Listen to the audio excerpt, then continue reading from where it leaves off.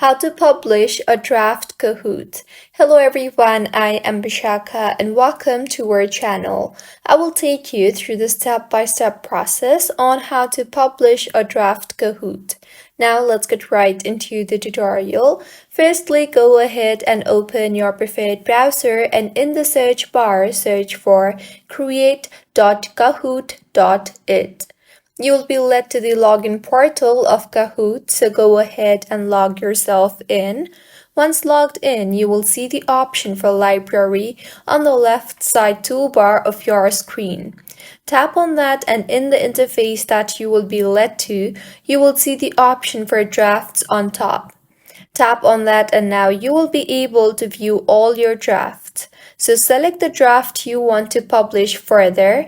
Tap on the three dots you see beside the draft and further tap on the edit option. Now go ahead and make all the necessary changes on your draft, and once you are done making all the necessary changes, tap on the save button on the top right of your screen, and with this your Kahoot is all ready. So further tap on done, and with this the draft will be published. You can host live or play solo. So this is how you can publish a draft Kahoot. If you find this tutorial helpful, please make sure to like the video and do subscribe to our channel for more contents like this.